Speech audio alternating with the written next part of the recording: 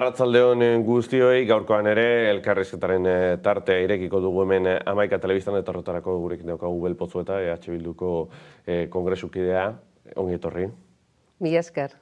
Bueno, aktualitateak agintzen du eta aste honetan gauza ugari gertatu dira Madrilen eta horitariko batzutan Bildu protagonista izan da. Eta besteak beste, kongresuan lortu zuen akordioa udalei gastu muga handitzeko. Zer esan nahi du honek eta zer nolako eraginak izango ditu Hego Euskal Herriko udalerrietan?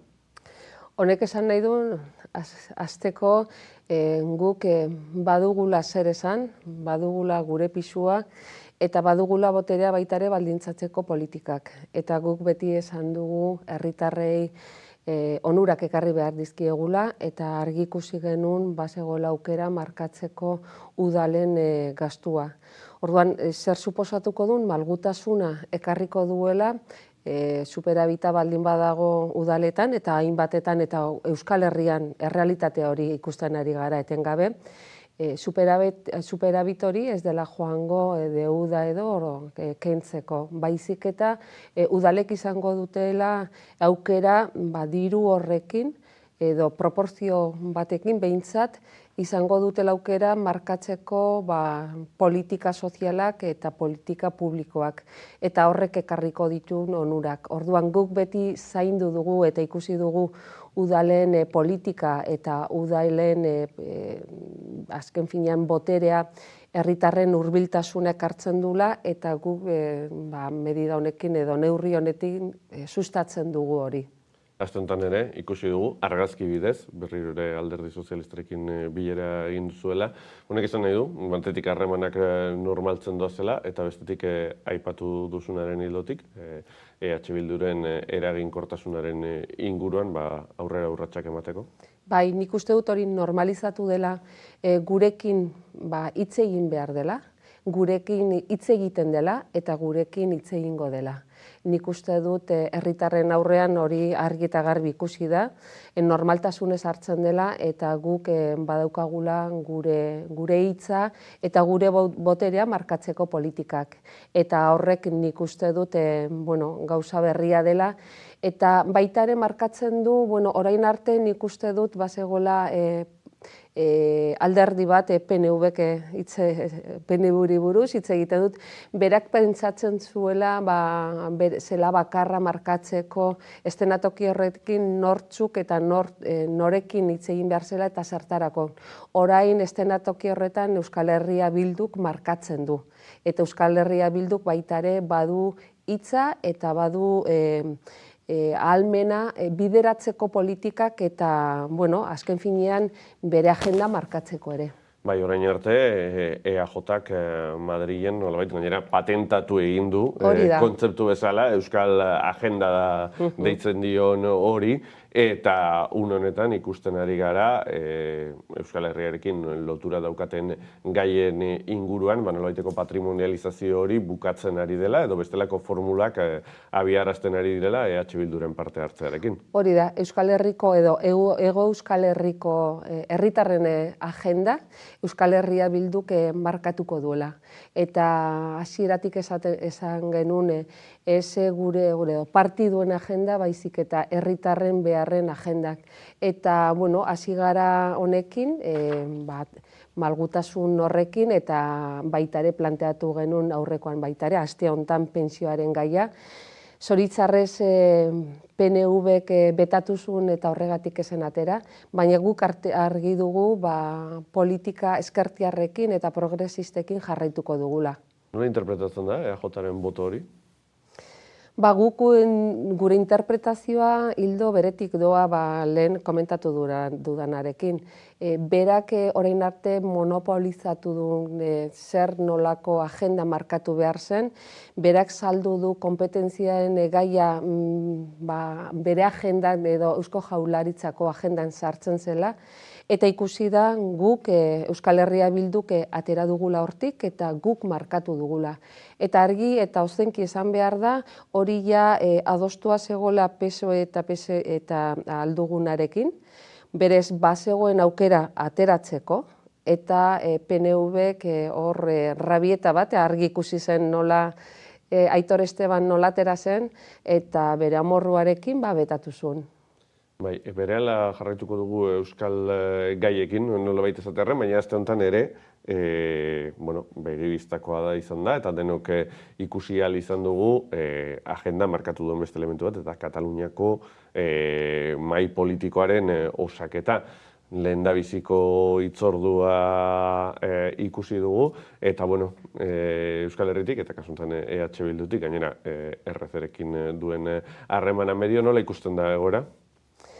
Itxaronpetzun hartu beharko dugu, nik uste dut itxaropena ez dela galdu behar, ez dela erresa izango, hori ere, ze badago hor presioa handia, eta guk argi dugu erabakitzeko eskubideak hor oinarria dela, eta hori babestu eta defendatu egin behar dela, eta hor, PSOEk aldugun hor badaukate aukera benetako politika demokratikoa egiteko, eta badute aukera baita ere etengabe ari dira esanez, eta arlo guztietan dialogo, badaukate aukera hori gauzatzeko, eta benetan entzuteko Kataluniak zer dion, Kataluniak zer nahi duen, eta Kataluniak nola erabaki nahi duen bere etorkizuna.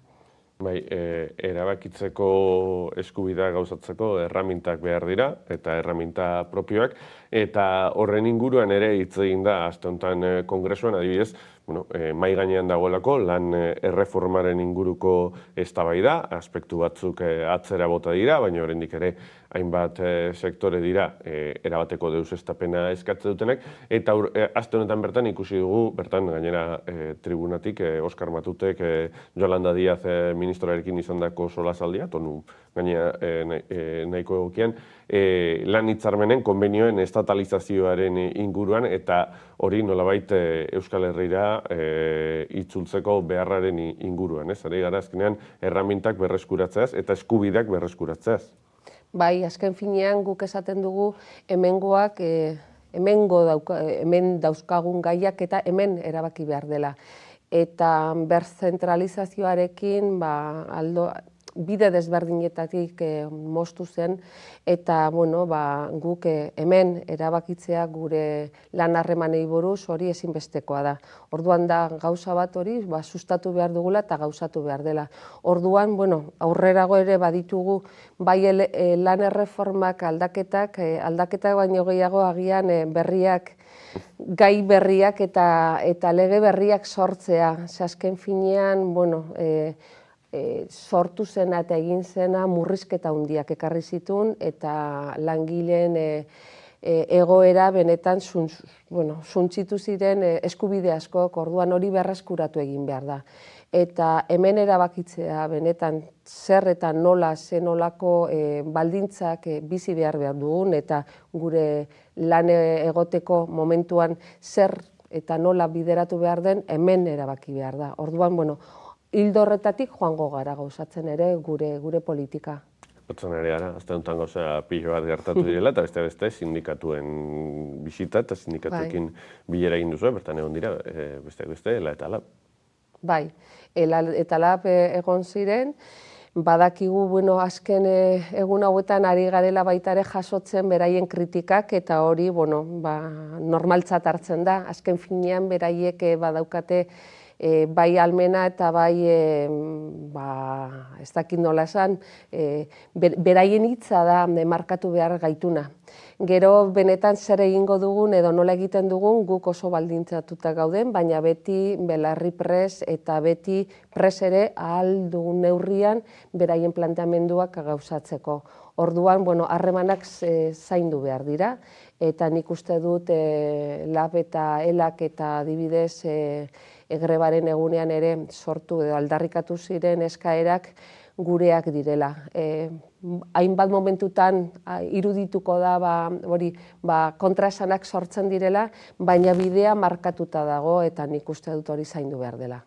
Beste gako bat, ez da aztuntakoa, aurreko astekoa da, eta lehen aipatu dugu, agendaren nolabaiteko patentazio hori, patente hori, hobe izan da, EAJak urteetan egin duena. Aurreko astean horren inguruko beste kapitulu bat ikusi genuen, bizi izan genuen, nolabait transferentzien, eskumenen egutegiaren, negoziazioaren edo nolabait azterketaren egutegia. Horren inguruan, izan zuen berririk Madrilen, zer komentatzen da bertan? Bueno, badago, ez dakit, erderaz esaten da brindis al sol, eta askotan planteatzen digute, eta EAJak esaten digu, bueno, ja lortu dugu, hemen daude, eta handik egun batzutara esaten du, ez, baina da hitz egiteko edo programa edo agenda sortzeko eta aurrerago, orduan hurbiltzen dute, irudikatzen dute ja hemen ditugula konpetentzia batzuk gauzatuak, baina berriro ere atzeratzen da. Orduan nik uste dut, badela garaia, 40 urte hauetan, aitzaki desberdinengatik ez dira gauzatu, ez Erkide Autonomoko, bueno, ez Gernikako estatutoa eta ez Lofadna. Orduan, bada garaia ja gauzatzeko pendienten dauden eskumenak.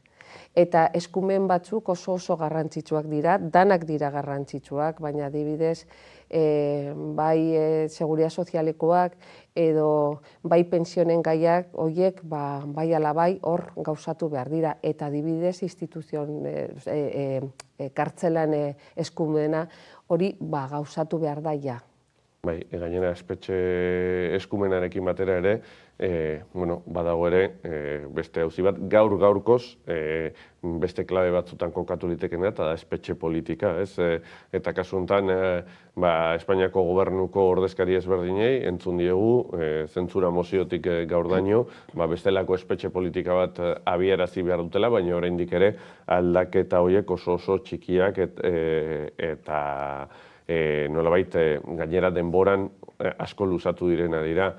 Gaurkoz baditu erramintak Espainiako gobernuak egun dagoen espetxe politika aldatzeko, eta urruntzarekin amaitzeko, gaixo duen presoak askatzeko eta bestelako neurri humanitarioak hartzeko. Bai, hain justu, pasaden astean justizia ministroarekin izan genuen agerraldiak, eta nik planteatu nuen salbuespeneko legealdiarekin amaitu behar dela, bada garaia, eta eskumenan hori ez dugu eskatzen beste munduko edo beste salbuespeneko egoera bat, baizik eta benetan betetzea legea eta erreza daukate. Eta horretarako borontate politika behar da. Eta horregatik guk ere esaten dugun, guk adibidez zehatzo bideratu genuna eta etorkizunean joan behar gara ikusten ere politikak egiteko momentuan nola bideratuko dugun, baina guk ez dugu ematen txeke txuriak. Eta badaude gauzak borontate politikoarekin gaur bertan egin daitezkela, eta horregatik hain zuzen hori da bat. Bada garaia horrekin bizi izan dugun sufrimenduarekin eta bizitzen ari garen sufrimenduarekin amaitzeko. Eta legedia betetzea, eskatzen dena da legedia betetzea.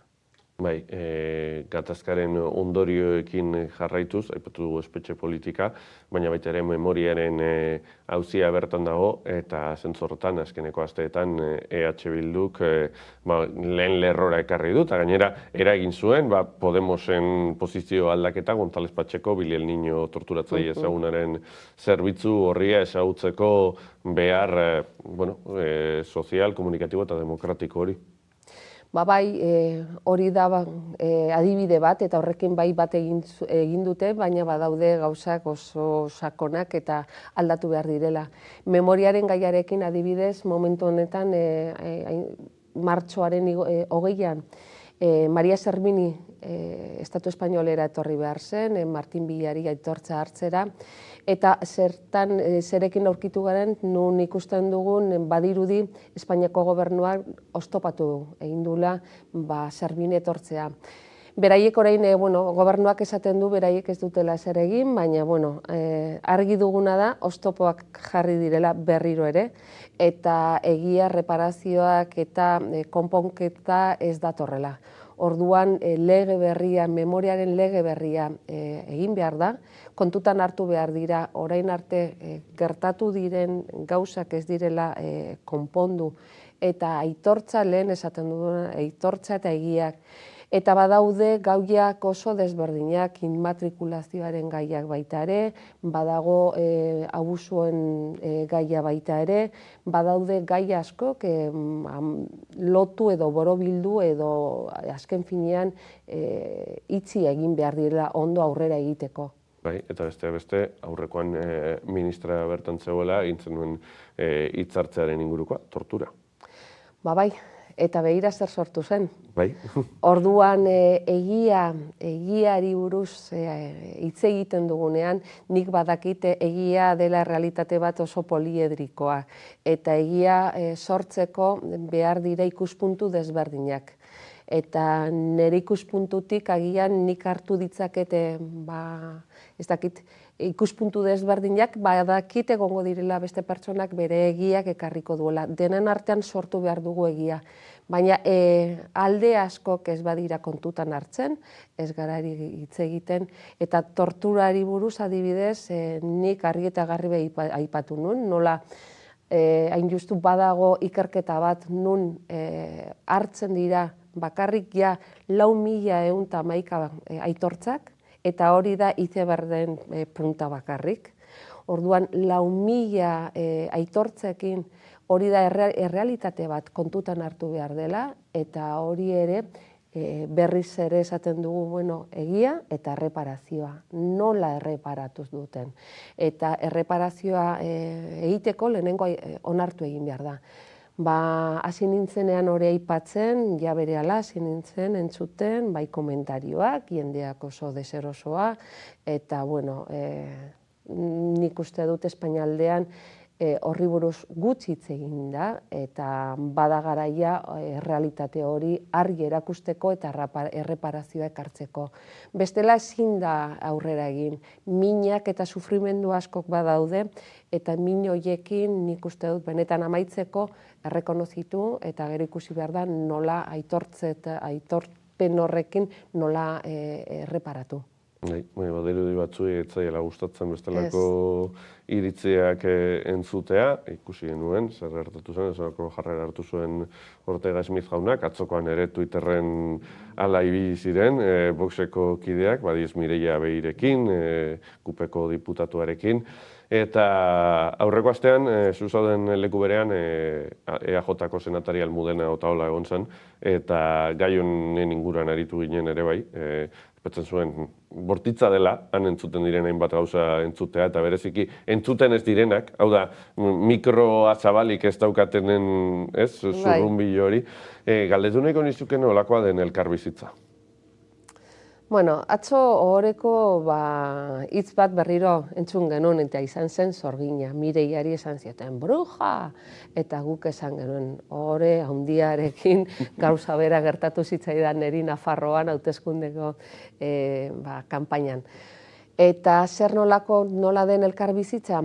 Guk oso gertu ditugu gure ondoan baditugu Voxekoak, eta han entzuten diren inproperioak izugarriak dira. Errespeto oso gutxi daukate, politika egiteko minimo batzuk bete behar dira, eta minimo bat maksimo bihurtu behar dela da errespetua. Eta hor ez dago. Eta gero entzuten diren bai diskurtsoak eta argumentazioak benetan atzera egitea da, eta markatzen digute dirudi gezurra, baina beraiek planteatzen dute errealitate bat oso bortitza. Ez dutela kontutan hartzen, ez pertsonen errealitateak, ez aniztasuna, ez errespetuak, eta ez herriak. Orduan, benetan, errespetu handiarekin hartu behar da errealitate hori, eta denon artean nik uste dut ere pentsatzeko zer egin behar dugun pertsonak horiek joateko beste planteamenduarekin. Bai, horrek ere badauka politikoki B alde bat, B txanpon bat, eta da nolabait errealitate hori egoteak eta nolabaiteko involuzio saiakera hain evidentea egoteak eramaten du ere nolabait pentsatzera egun indarrean dagoen gobernuaren jasangarritasuna edo bideragarritasuna ere ertxiki lotua dagoela horren alternatibara, eta alternatiba horrek nolabait ere denboraren makinean sartzen gaituela pentsatzera. Hala ere, oraindik ere, badaude argitzeke dauden kontu batzuk, eta beste aurre kontuena. Hasieran aipatu dugu, gastu mugarena, hori izan liteke urrats bat, baina oraindik asko eta asko negoziatu beharko da lehendabiziko aurrekontu hauek aurrera ateratzeko. Bai, hain justu atzo Baskarian horri buruz hitz egin genuen, orain beste erronka bat etortzen zaigu, lan handia, lan itzela, aztertzeko planteamendu desberdinak eta berriro ere gure ikuspuntutik, esatea gu ez gara joaten Espainiako gobernura, Espainiarren bizitza kudeatzera, gu joaten gara Madrilera Hego Euskal Herriko herritarren onurak ekartzeko. Eta argi ere, etorkizun batean berriz ere ez bueltatzeko. Orduan, hori ere argi dugu. Eta tarte horretan ikusi beharko dugu, nola kudeatzen dugun hori, eta zein izango diren gure baldintzak. Guk berriz eta etengabe esaten dugu txeke txuriek ez ditugula emango. Orduan baldintzatuko dugu eta argi dugu. Alde batetik eskubiari aurre egitea, hori bai, badugu, baina baita ere argi ikusi behar dugu bai politikak publikoak eta eskartiarrak gauzatu egin behar ditugula. Orduan, badugu lana, benetan. Elkarrizketaren azkeneko tartean galdera pare bat, lehen mikroetatik kanpo aipatu dugu, hau dela ikasketa handi bat. Zelan dara Mabel Pozuetak bizitza aldaketa hau, eta nolabait Madrilen dagoen, batetik lehen aipatu du giroa, baina bestetik dagoen lan karga mardula. Eta egunak imaginatzen dut oso askar joango direla, eta asteak ere, Madriletik Euskal Herria. Bai, pasaden astean izan zen ikastaro trinkoa niretzako. Izan zen etengabe diskurtsoak gai desberdinetaz eta prestakuntza ere suposatzen du horrek eta denbora dezente. Eta ni oso itxaronpentsu nago, benetan ilusio handiarekin, niretzat badirudi esaldi egina dela, baina benetan ohore handia da egoteak. Eta niretzat erronka, benetan nik parte izatea, badugu lantalde oso polita, oso serioa.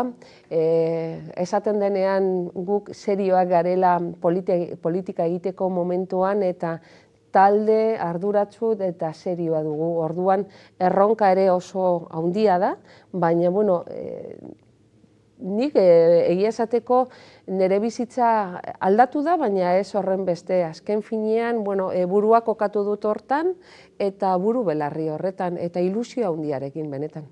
Bai, eta ipatu zuz gaiak prestatu behar direla, hortaz jende askorekin egon behar da, jende asko ezagutuko da, eta hainbat gai, nolabait, ez ezagun izan daitezkenak, batean bertan murgiltze ariketa bat egiten dena. Horrek personalki ere eskatzen du ikasbide hori...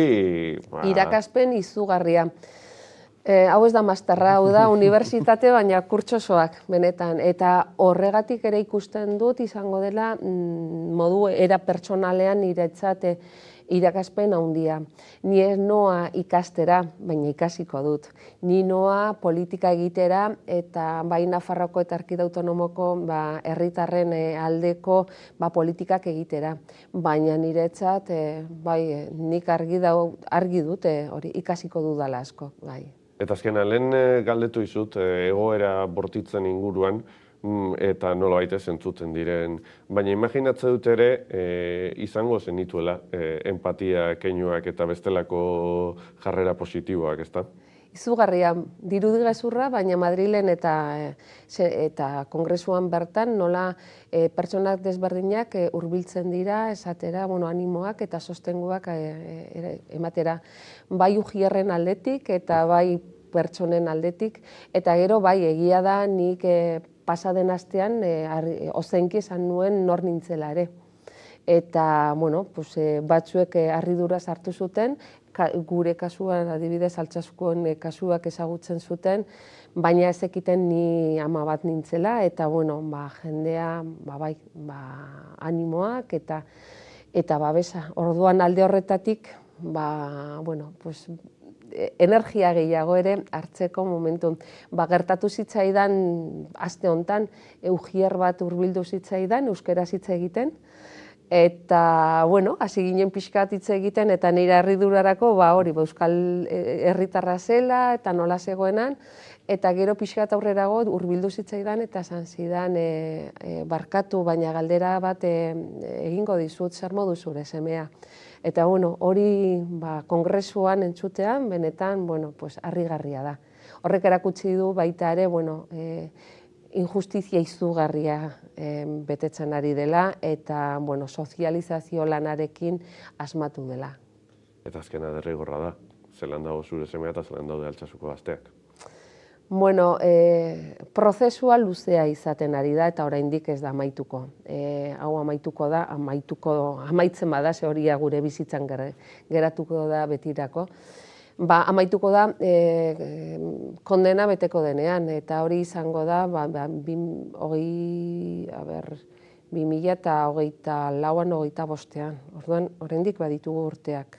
Edo gehiago, benetan behiraia.